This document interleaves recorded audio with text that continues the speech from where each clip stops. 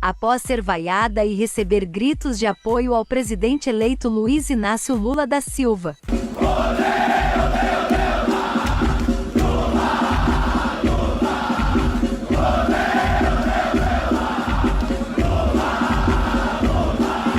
A cantora resolveu fazer um improviso para rebater e acabou fazendo um rap pregação durante o show.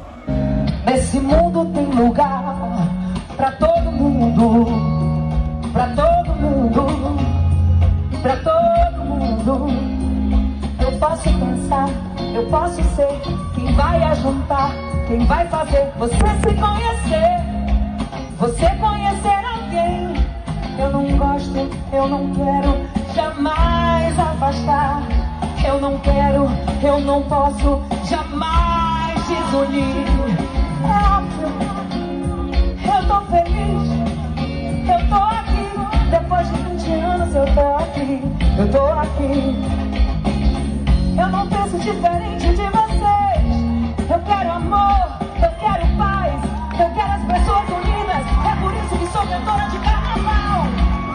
Eu quero promover encontros, felicidade. E é por isso que eu não vou gritar o que todo mundo quer que eu grite. Eu vou gritar o que Deus mandar eu dizer, o que Deus mandar eu falar, independente de vocês pensarem o que vocês quiserem.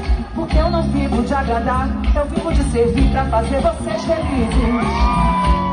Eu quero promover sorrisos, eu quero fazer um carnaval. Eu quero ver gente se abraçando, e o que tem de mal, e o que tem de mal.